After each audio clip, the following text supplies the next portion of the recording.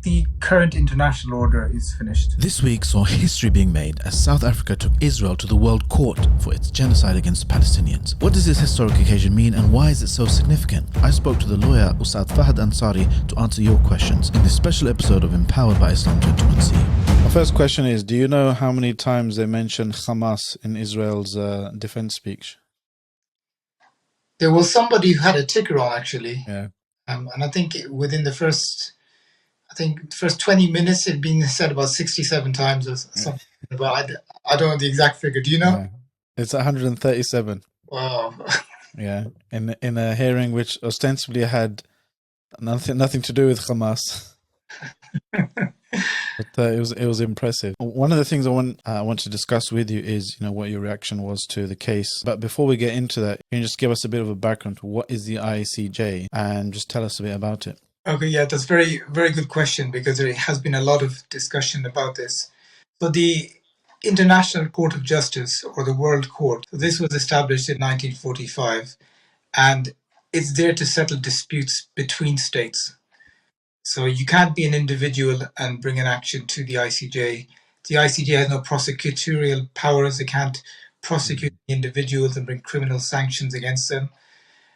All it can do is to rule between states. And most of its work is involved in settling boundary disputes and maritime disputes, stuff like that. Occasionally there will be issues about genocide, like the present case, or cases to do with economic sanctions and the like.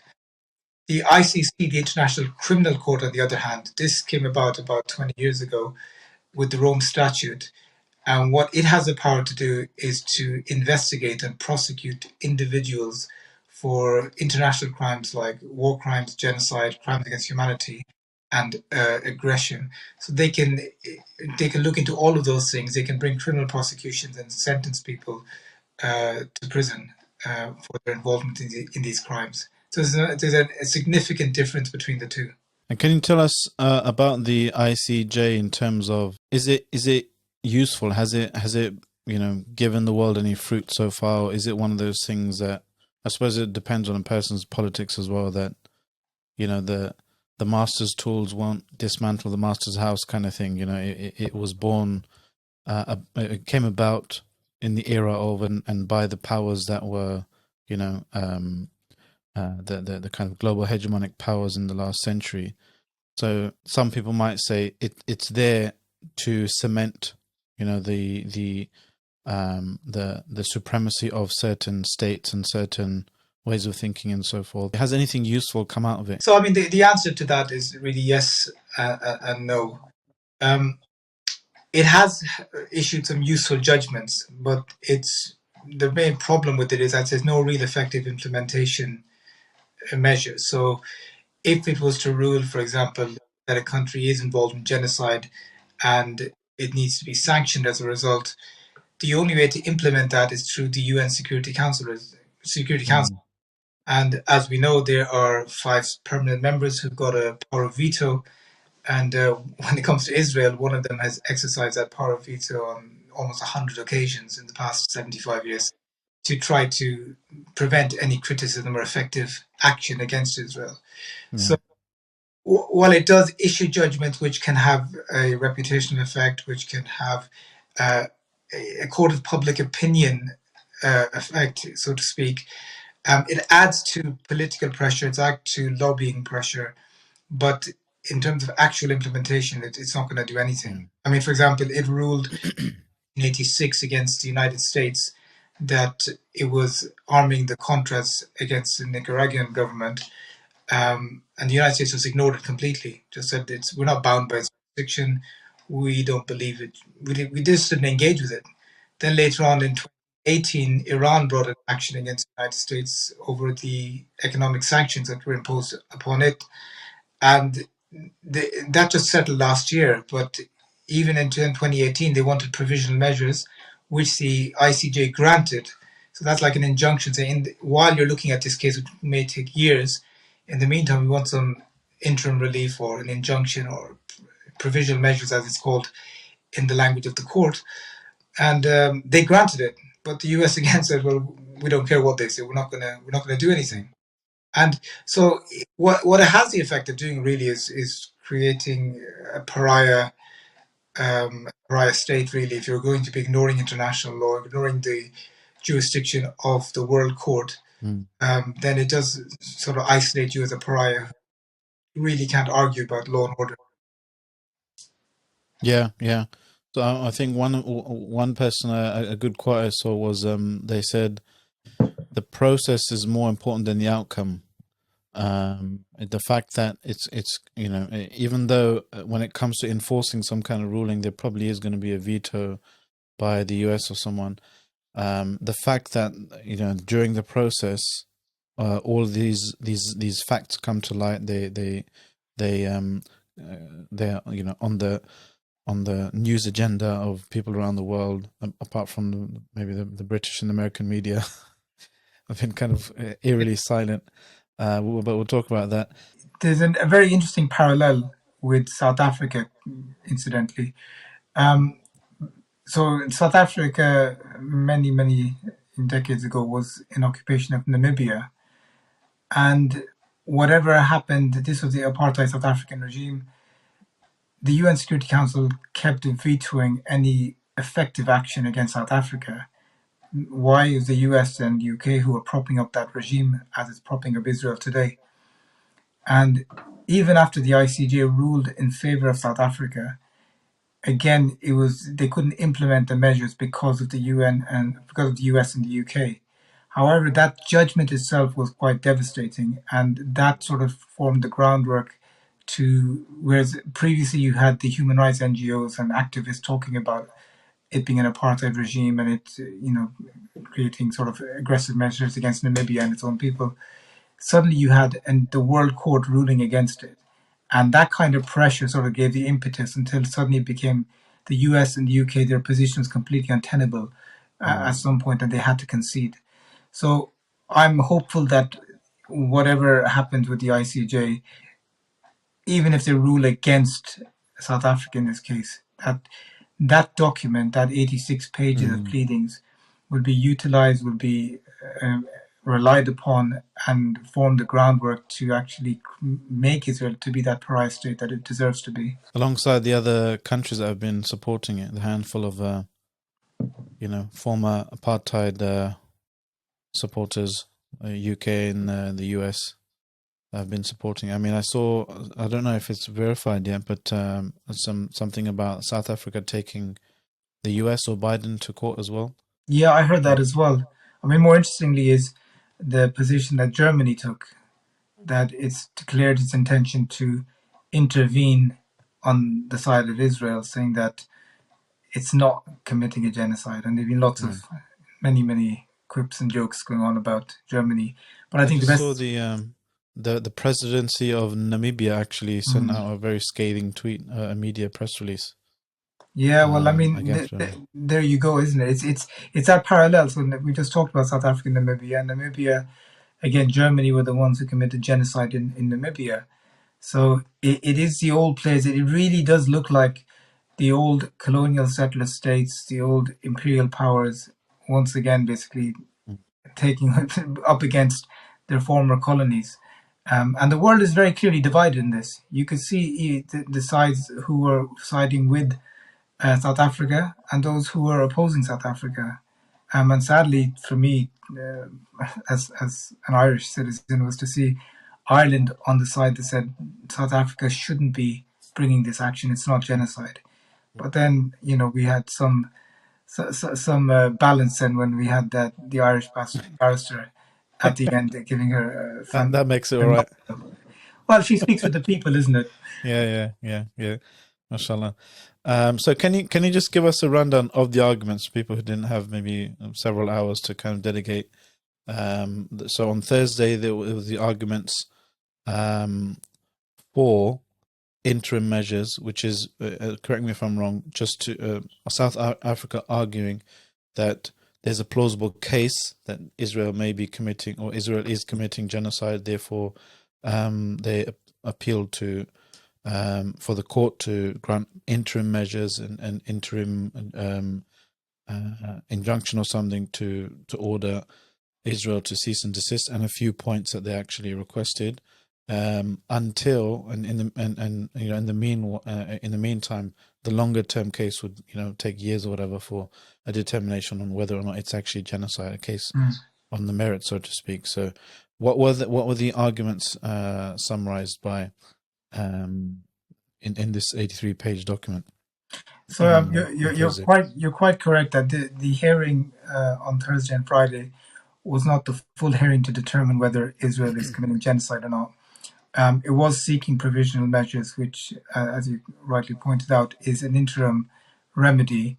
That if it's arguable that from the evidence that you have that Israel could be committing genocide, then to prevent any further atrocities being committed, make a cease and desist order that Israel withdraws from Gaza and ceases its military campaign with immediate effect.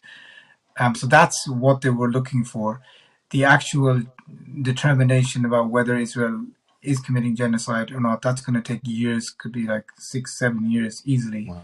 So, for example, the case that Gambia has brought against Myanmar for its genocide of the Rohingya Muslims, that started in 2019. They got the provisional measures order, but the case has been going on for years. And that's the nature of these things. They will drag on well beyond the time period when this particular phase of the Israeli genocide will be complete. So people's expectations need to be measured. So what essentially South Africa was saying, they were laying it out detail by detail about what this genocide entailed.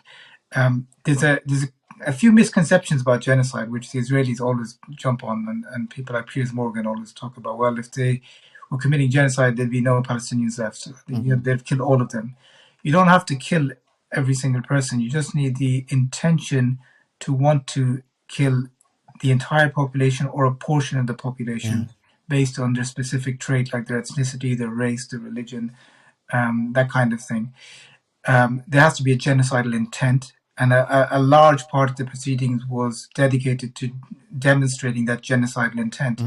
This is one of the most difficult aspects of genocide to prove, because people can say, well, there was mass killings, there was murder, there was a siege, but was it done with the intention of wiping out a section of the population? And here you had from the very top, from Netanyahu, from the Israeli president, from the various ministers of the defense, national security, all the way down to the generals, to the ordinary soldiers on the field. And they were all almost uttering singing from the same hymn sheet. Well, yeah, exactly. Almost identical phrasing, about calling them human animals, that dehumanization aspect, talking about wiping out Gaza, nuking Gaza. There's no innocent civilians. They were famously quoted the Amalek example, which the Israeli spokesperson has been at pains to try to deny today that it has any significance, that it only referred to Hamas. Well, the text is very clear, but it's just not the biblical quote, which, yes, we can understand a scenario where that could be taken out of context, but it's coupled with all the other statements about nuking Gaza, to the extent that the Israeli Attorney General had to issue an advice to the ministers shortly before the ICJ hearing that, tone it down, please. Can you stop saying this? Yeah. And they didn't. Their response was to say something like everything in Gaza needs to burn. So the very, really surreal. They've exposed themselves, and they've been exposed as like a proper pariah, kind of lawless rogue nation, really. Kind of just with deranged kinds of statements. So you wouldn't think this is this is something very a state in the modern sense of the word, with all the protocol and the the diplomacy and the kind of the double speak that normally kind of happens. At least there's PR, there's all this kind of, but it's kind of all gone out the window, and they're cheering on, and and they'll make some platitudes about yes, follow international law. But remember what the Bible says, wink, wink, nudge, nudge, Amalek and that kind of stuff. So they're really, I think one of the lawyers said it's quite rare actually to have such an obvious kind of expression of genocidal intent, because normally with genocides, they don't go out and say, hey, we're going to genocide you. We hereby declare our intent. You have to infer it from, what they're doing and the kind of the things that they're saying, but it's never been this kind of obvious, really, or very rarely in history since the term was coined. Well, I mean, So, there's two points to that. Is firstly, is it's not just coming from the political and military leadership, but if you look at Israeli press, Israeli journalists, ordinary people, it's quite shocking and it's quite chilling actually to hear the same sort of rhetoric coming from the mouth of ordinary people, the so-called independent press. There just seems to be no like distinction at all from between them. And my own reflection on this is that you said they don't seem like a normal state. They seem like it would have PR. Israel isn't a normal state. It's an army. It's a military. It's a military that was imposed upon the land that didn't belong to them, and that's why the whole ideology of Zionism, it thinks like a military, it thinks like a state. In a normal state, we all can distinguish well. They're military personnel. They have a different way of thinking. They have a battlefield mentality. That's all they know. And then you have the diplomats and the political speak. So they do the soft power approach. They don't have that in Israel because everyone is a soldier. It is a military entity, and it needs to be treated like that. That's why you don't get that soft touch. You don't get that soft power. They're all focused with a military mindset.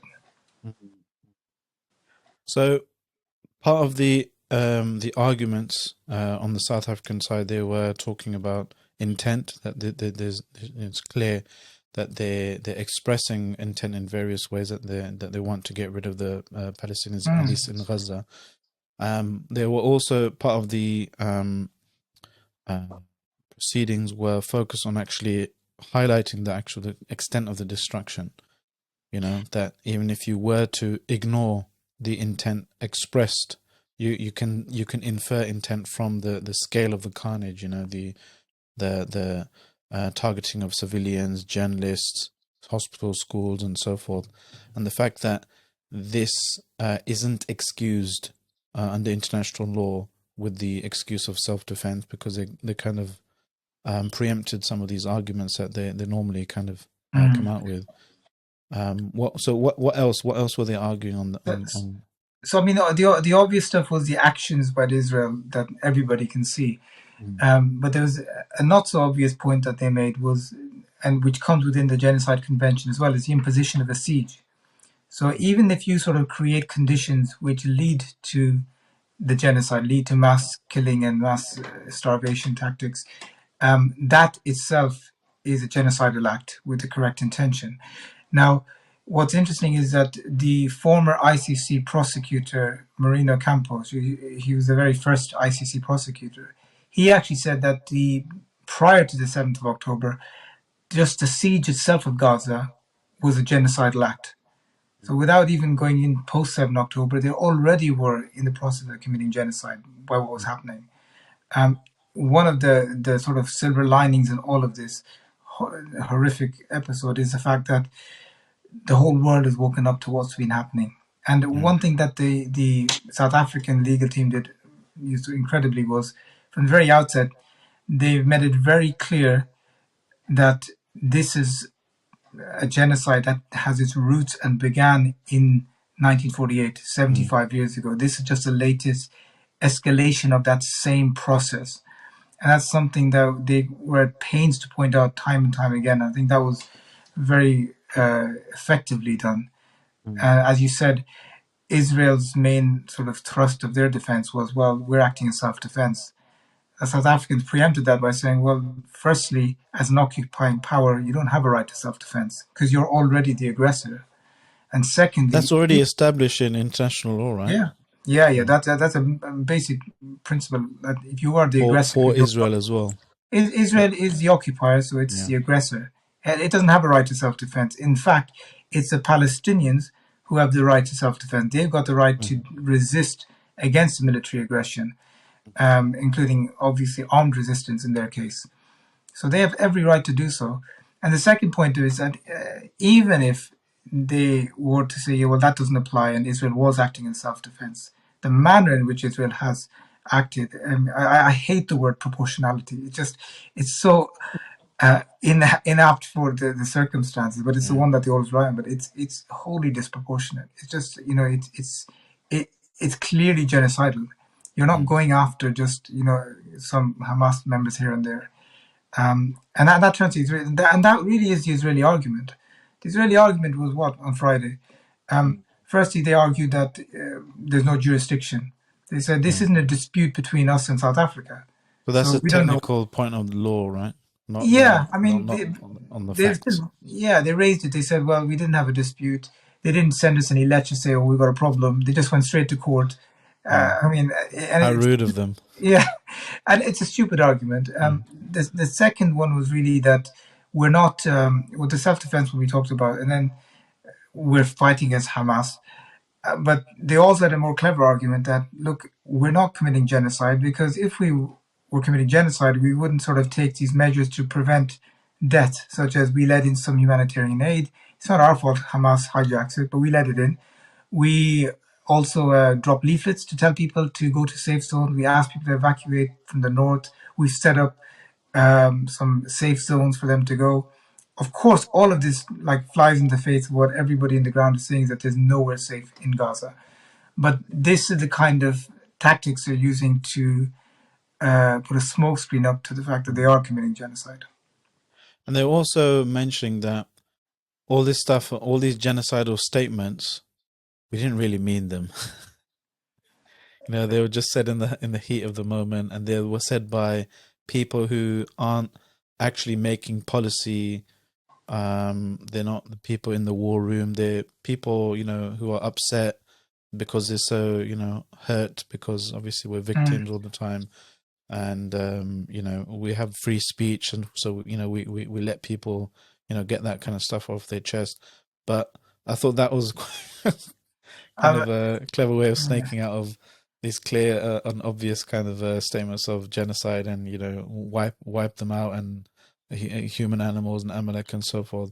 They were like, they didn't mean, this is policy. They were just, uttering their own kind of poor victims who are, getting that pain off their chest by these ridiculous statements. I wouldn't say it was a clever way. It's far from it.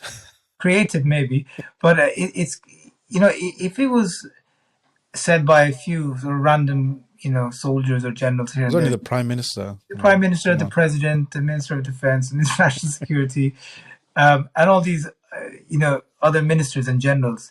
Yeah, and but apart from them, it wasn't just said on the 7th or 8th or 9th of October. It's been said right up until the eve of the case before the again court. And again and again. Again and again. Yeah. Even, so it's a repeated feature of this campaign. And I don't think that the judges in the court are going to be easily swayed by that type of argument. What would you say were the strongest arguments that Israel had for its defense? I think the one thing they will probably argue, which might have some, in terms of the provisional measures, is that it can only apply to us. If you have a cease and desist, it doesn't apply to Hamas, and they'll carry on attacking us. So they might try to use that type of sort of language, even though Hamas has the right, as Palestinians, they have the right to defend their territory against the aggressor, which is Israel. But I think the way the court is going to look upon it, they might feel a bit uncomfortable just because of politics in that sense. I do want to talk about politics, but I heard one analyst say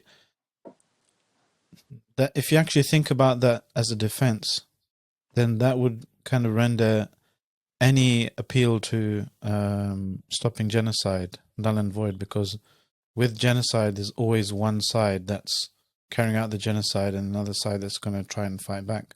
But there's probably no scenario where,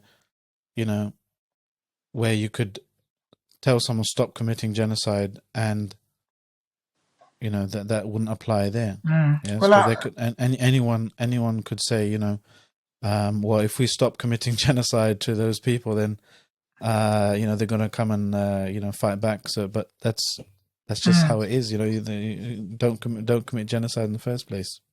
Yeah. So I mean, you're absolutely right. It's with Russia. They issued the provisional measures against Russia to stop. Russia said we don't care. we're going to ignore that. They said it to Myanmar as well in terms of the Rohingya. So they do give it where there's a political will to do so. They did not give it incidentally, and Israel argued this, that in Bosnia, they said that, and Israel said, well, look, in Bosnia, the Serbs were not, their application was made for provisional measures and they didn't give it. And obviously, that was before Srebrenica. So if anything, that kind of argument says, well, you didn't, but maybe you should have, because maybe then you would have had a genocide take place in Srebrenica.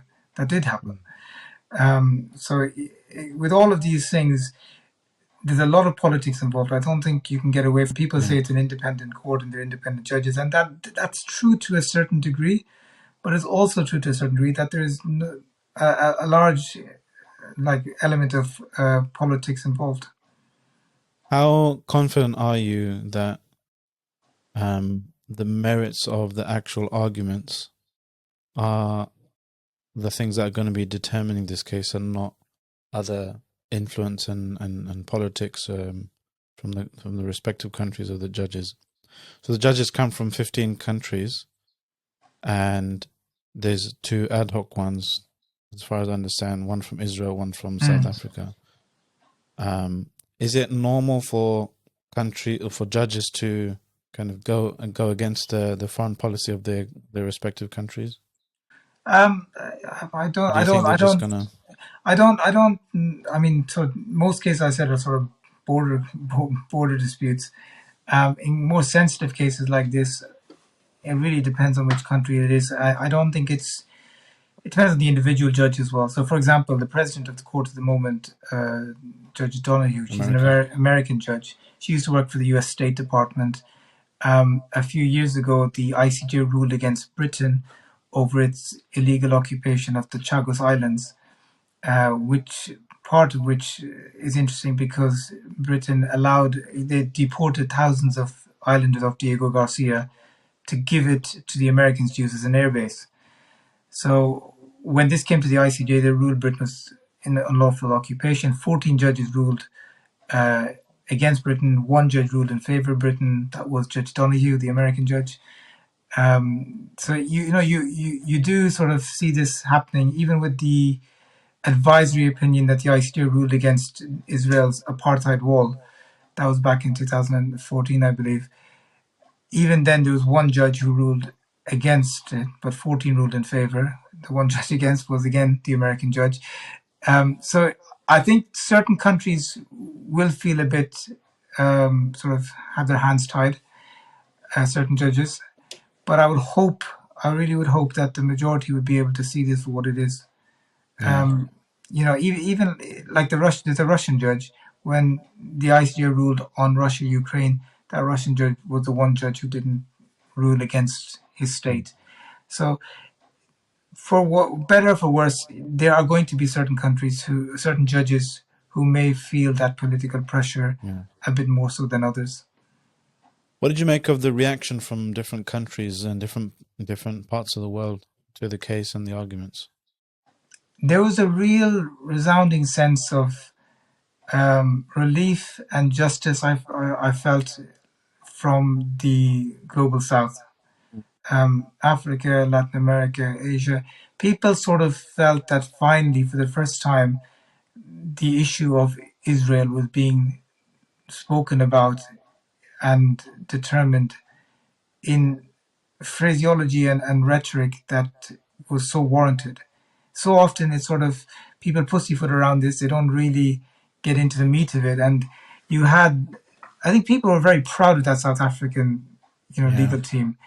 You had people who had overcome their own oppression, their own apartheid that was propped up by the West, had come out of that system, become educated, become lawyers, judges, and they banded together and come to the defense of another nation which was experiencing the same, if not worse, than they went through. So they used the master's tools in the master system to try and demolish the master's house. Yeah, but they did. But I mean, as we said, that may not even happen. But I think it's just a sense that this is a country, when you think about it, it's quite embarrassing as a Muslim in one sense, because of all the sort of dozens of Muslim countries, and this was a call from week one that somebody needs to invoke the Genocide Convention in the ICJ. Who's going to do it? And all it would take was one country to do that. And Is it there a took, reason why it wasn't anyone else? I mean, lots of them jumped on board afterwards and supporting South Africa yeah. from diplomatic kind of whatever statements and platitudes and so forth. Is there a reason why there wasn't a Muslim country who just put the application in for others to I don't know. rally behind? I think the person who goes on the front line first is obviously going to take the greatest heat. And if you look at the Israeli sort of allegations now that they're throwing at South Africa, they are criminally complicit with Hamas. They've decided to be working advocates for for the devil. working for the devil. They've decided they're complicit in genocide themselves. So this is all thrown at South Africa. Now, with so many Muslim countries generally subservient to America and in need of their support to keep themselves propped up, none of them want to be that individual who takes it. You know, some are more disappointing than others. I didn't have much high hopes of the Arab world. Turkey, I would have hoped, would have been willing to sacrifice whatever, economic and trade interests it has with Israel to take that case. It didn't. And in one sense, it's almost better that a non-Muslim country took it. I mean, PR in PR wise, it's a stroke of genius. Well, yeah, for South Africa, yeah. The last apartheid state taking on the last remaining apartheid state, or Yeah. the dismantlers of the last apartheid state, taking on the last remaining European colony in the Middle East, and it also last remaining apartheid state. It also put Trevor Noah in a really difficult position. Because he'd been. I haven't seen what he said. No, he hasn't said anything. That's the point. He was praising Germany in his last special as well. Saying that Germany's learned from their history and so forth. It's really cool. It's incredible. He's nominated for a Grammy, I think, in February. So he's probably got his eye on that. But I think with South Africa, his own country suddenly entering the arena, and he's still, you would expect him to say something at that point, but even then, nothing. There is this palpable sense of in the global South that okay, finally we're standing up to the kind of colonial powers, the neo-imperialism, and there's this sense of maybe a shift. Some people are saying of kind of global power away from the US and into the global South. Do you agree with that? I think the current international order is finished. I think everybody can see it for what it is now. There's no blindfolds anymore. America is not the power it used to be. There are rising powers outside of America. The EU, with Britain coming out, and other countries with the far right sort of coming to power in different countries. More people are talking about leaving the EU themselves. So I think these sort of power blocks are changing, and you will see a different order in developing over the next few decades. Yeah, I think that there will be that. It might not be a complete power shift, but there'll be more of a power balance, I think. Yeah. One person I heard say that it used to be that as a state, you get enough power to be able to bend the rules. And now what South Africa has been doing is it's empowered itself to this level now, but it appears to be, or a hopeful person might say, we're being ushered into a new era where a state gets enough power to enforce the rules on others. And I think it's only a good thing when there's more powerful states that are closer than just being a one kind of superpower, kind of dominating everyone, but others that can hold each other to account and enforce the rules. But one thing that a lot of people have been talking about is, I think Owen Jones said that the Western media is damaged beyond repair, its reputation.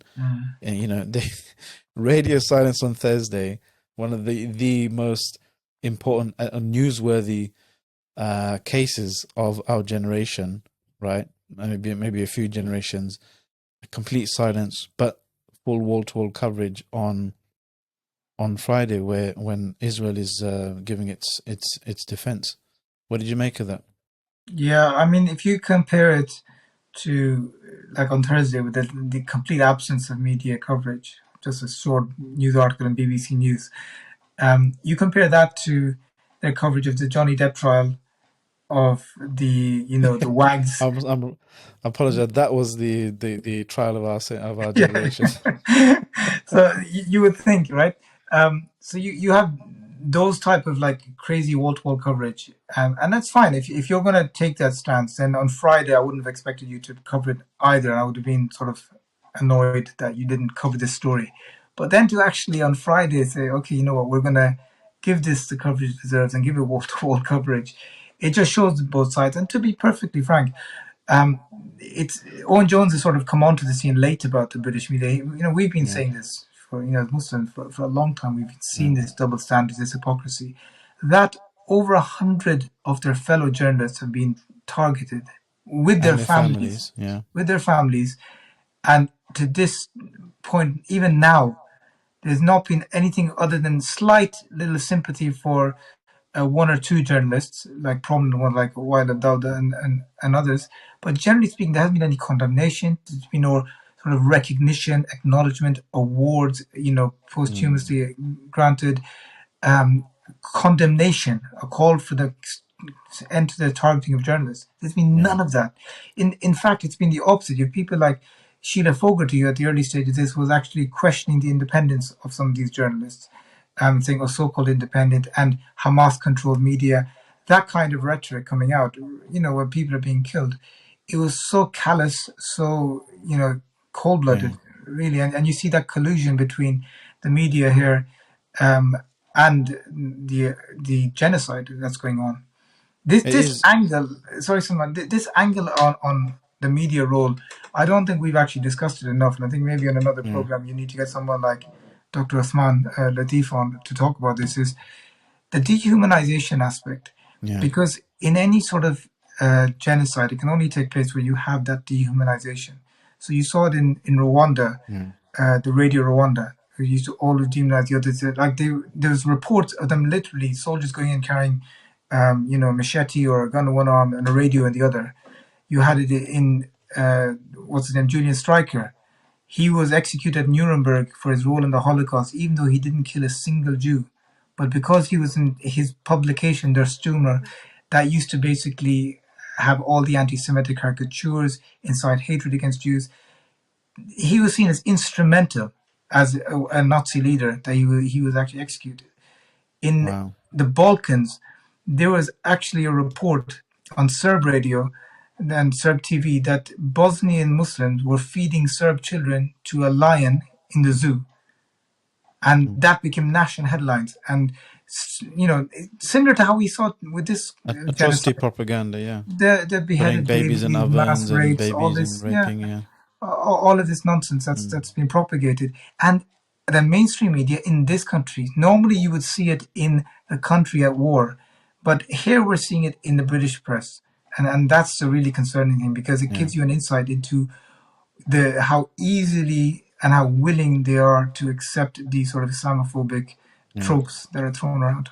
We did a whole episode on Islam Truancy, unscripted by, empowered by Islam Truancy, with Dr. Osman Latif a few weeks ago. Okay. Well, on the dehumanization aspect and how to rehumanize Palestinians.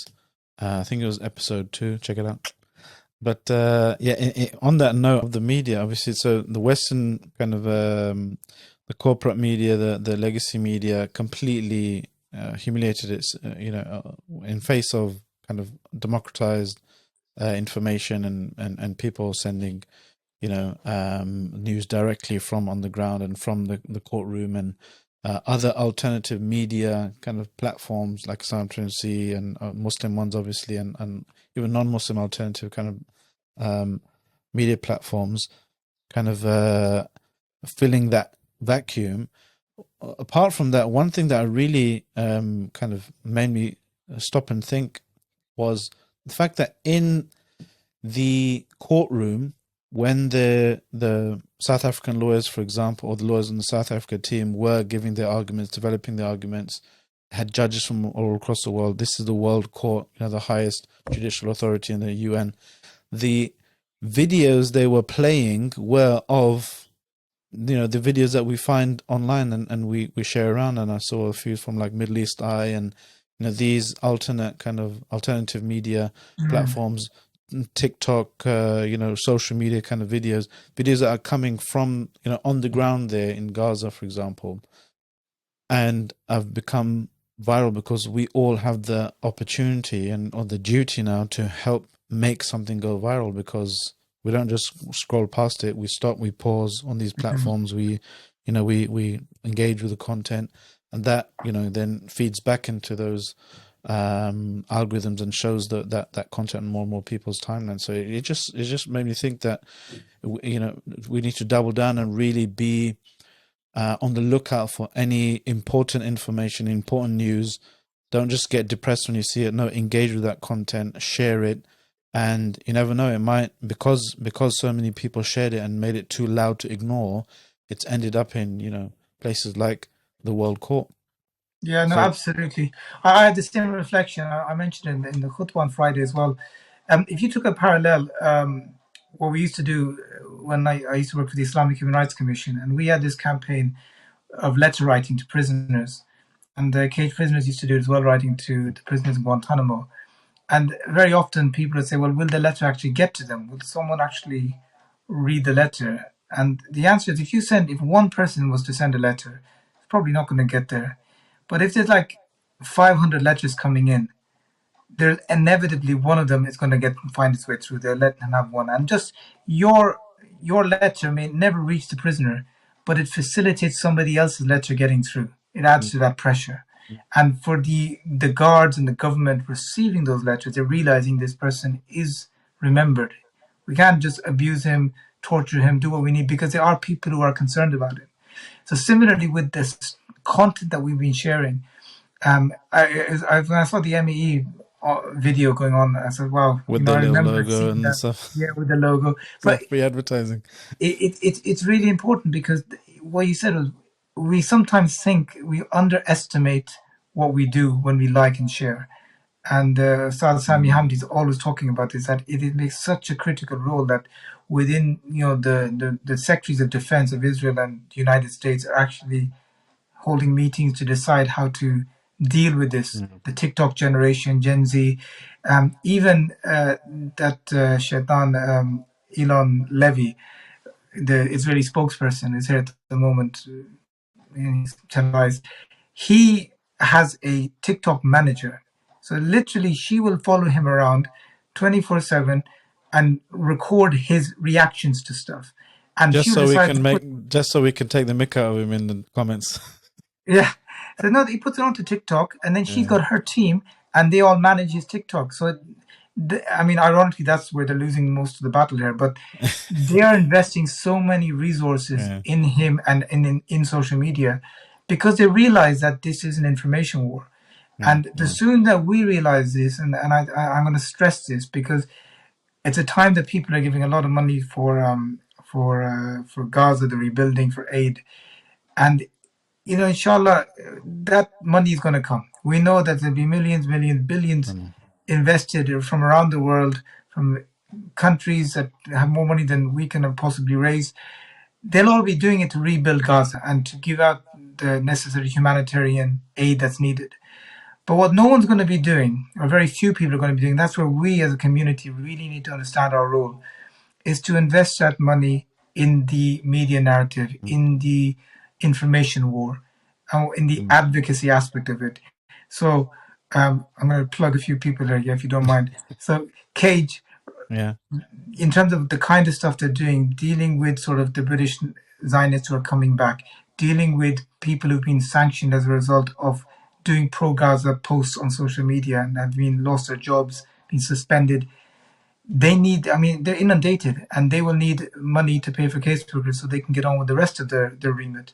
You have Human Aid and Advocacy, who have a charity openly are calling for advocacy on these issues. They need caseworkers to do the research. The type of stuff that we all sort of are squeezing in between our day jobs and babysitting, whatever else.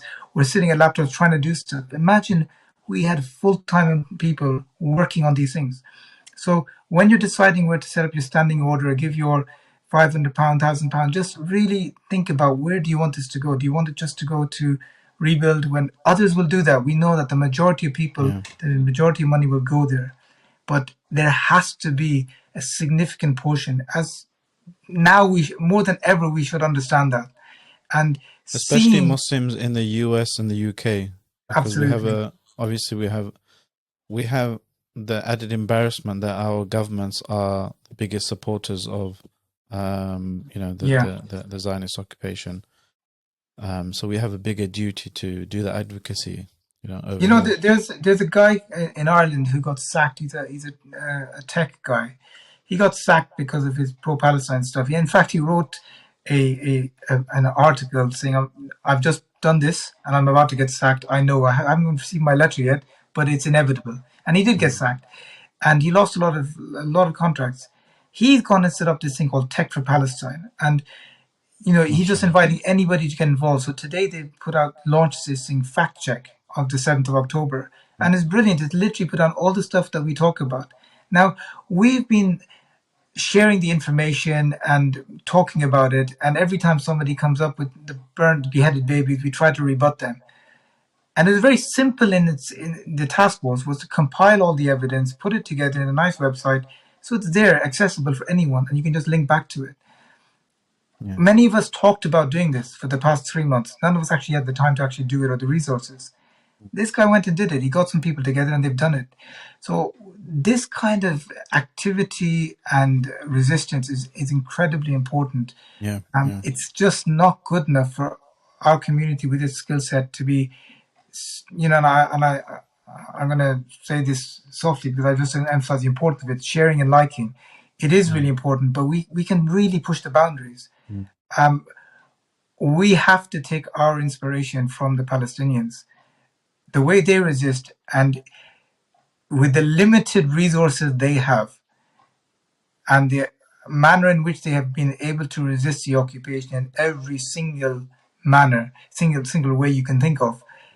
That should be inspiring for us. We are very, very good at making excuses, but we have to actually look at what Allah's given us. Let's utilize those for our benefit. Yeah. I mean, that moves us on nicely. Just for the sake of time, I wanted to ask you what's next now. So even also the kind of logistics and the mechanics of the court, right? Are we going to be waiting, you think, weeks for a judgment from the judges on these interim or provisional measures? What happens next? So the provisional measures, I would be surprised if we didn't get a decision within the next couple of weeks. They normally act quite quickly, but they still have to, prepare a proper determination and an order. And if other countries officially, what's the term, they take part, intervene, does that lengthen that process? Yeah, because then they have to consider their intervention as well and the legal argument. So South Africa, I think, actually said support us, but don't formally intervene because it's going to delay things. What will happen? I mean, also the judges are changing in early February. 4 of the judges are leaving, so I'm pretty sure that they'll want to at least determine this issue before they leave.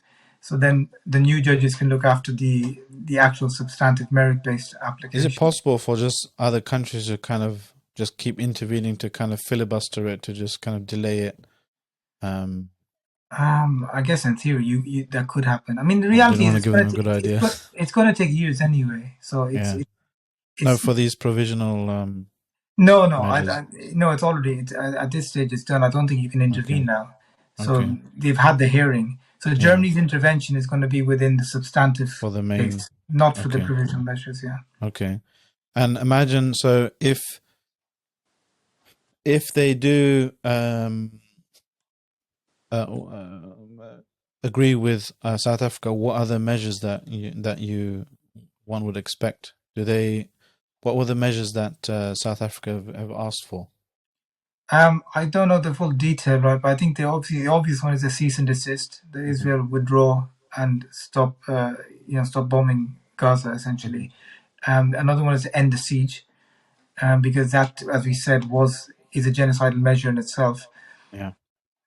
So I'm not sure what the ICJ are going to come out with. As I said, they're going to sort of have to try to do something that they think can be reasonably implemented. The reality is nothing they say is going to be implemented by the UN Security Council. They're going to basically, US will veto it, UK will abstain.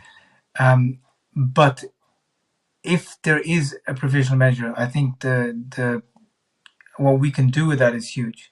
So just the way that they try to shame us for supporting Palestinians and saying, "Oh, you support jihad or whatever else they throw at you." You flying that Israeli flag in your bio on Twitter, shame on you. How can you have that up when they've been accused that arguably of committing genocide? Surely you should take it off at least, because it's been proven by the court that there's a good chance that what you are supporting is genocide. And I think we should go on the offensive, really go on the offensive with anybody who displays a flag. You know that right now there's a case in Tower Hamlets that they're bringing against the council because they didn't take down the Palestinian flags off the buildings. And the way they're actually, lawyers for Israel are framing it, they're saying they're using advertising law, saying that this is an advertisement for Hamas. It's just ridiculous, the type of legal strategy they're bringing. Clutching at straws. Well, it is. But what we should do is, this really, really offended me, to be honest, is that the Palestinian flag, police officers going around door to door saying, "Oh, take your flag down because could be offensive." Really? Well, this was in the early days when there's a lot of videos are out there that people are saying that's offensive, it's linked to terrorism, it's linked to 7th of October. Whereas the Israeli flag, with everything it represents, apartheid, genocide, settler colonialism, theft, murder, all of these things, prisoners, and that's been sort of lighting up the whole of Parliament. It's been cast onto Downing Street, our public buildings, the public, health ministry, while they're bombing hospitals. That flag is so offensive to most people. We need to go on the offensive. Is there anything we can do to returning militants from the IDF? Yeah, name and shame. So a lot of these guys are publicly putting their stuff up anyway, but we need to really be creating dossiers, and I think maybe what about kind of asking them for them to be arrested? And yeah, absolutely. And you can start with, Elon Levy is a British citizen as well. And there's a lot of their spokespersons, a lot of their PR guys, they are British. They've come through the born and raised here, gone through the ranks. So these guys are coming back. We need to basically creating dossiers on them. We need to be reporting them to the Metropolitan Police War Crimes Unit. I know Tayyip Ali has said that he's sort of engaged in some of this, but it's not going to be enough. We all have to do our help him with that, resource-wise. If any lawyer will tell you that if there's, trying to do the research is quite resource intensive in these cases. If other people are putting that together outside, that's really helpful. So if people are putting in dossiers of these guys with their names, with their, where they grew up, their addresses, so it's easier to issue arrest warrants for them. It's easier to find them. Looking through their social media, looking through checking if they've made any genocidal statements to show their intent. All of this has to be done, because one of the arguments that people are making is, okay, they joined the IDF, 3,000 of them, but did they carry out any war crimes or atrocities? But if they've gone in with that genocidal intent, you're halfway there. I would argue that even joining the IDF itself is a war crime, because the IDF is a military that upholds an apartheid regime, and its task is to implement apartheid. And commit war crimes. So, all of this is really, really relevant. At a minimum, we need to make life very uncomfortable for these people. They cannot just come back in here, swan around news studios and write books and profit off it. They need to be made to feel ashamed of who they are. People should be ashamed to platform them. And that's something that all of us can play a role in. I think we always have to do that. The ICC, can that be used as well to launch? So that's where individuals can take individuals to court, right? For war crimes. So the ICC has the power to investigate individuals and prosecute them. The problem with the ICC is a lack of political willpower. Now, the ICC in 2021 recognized that it's going to investigate crimes committed in Israel and Palestine from 2014 onwards. It's the current prosecutor, Karim Khan, a British national, until now has not even been to Gaza. He's been to Israel. He's wandered around there. He hasn't been to Gaza. This guy was appointed to this position because he is useful for them. The ICC is a very, very politicized institution. If you look at its track record of prosecuting people for these type of activities, they all are based in Africa, right? That should tell you all you need to know. So, I mean, they've got 31 cases before it at the moment, and the countries that the nationals that they're investigating are nationals of Sudan, the Democratic Republic of Congo, Kenya, Central African Republic, Libya, Ivory Coast, Mali, Uganda. So they're the cases that are currently before it. I mean, it's an open secret that white people aren't taken to the ICC. It's for kind of non-whites. But now you're telling me that there's no other war crimes committed by any person from the West in any conflict around the world, that they haven't come before the ICC. In fact, when the previous prosecutor said she's going to investigate British and American war crimes in Afghanistan, the Trump administration put sanctions on her and on the ICC staff. And the other problem is the US heavily funds the ICC, and they started threatening to withdraw the funding. Now this Karim Khan has been appointed. One of the first things he did was, 2 years ago, he said, because of our limited resources, now we're not going to investigate all the alleged crimes in Afghanistan. We're just going to investigate the alleged crimes by the Taliban and ISIS, but not by the US, not by NATO, not by the UK. So, he's a useful individual to have in that position for them. He lacks political will. He's met a lot of good rhetoric this time around, but, I think it's important to qualify that by just saying there's a link going around where you can actually upload material directly to the ICC. And I think people should utilize that, because Karim Khan might not be the prosecutor for long. And whoever comes in later on have better politics, have better principles, and be able to utilize that information. So if you do have material, particularly if you could circulate this link to people in Gaza, people in Palestine, they can directly circulate the evidence onto that forum.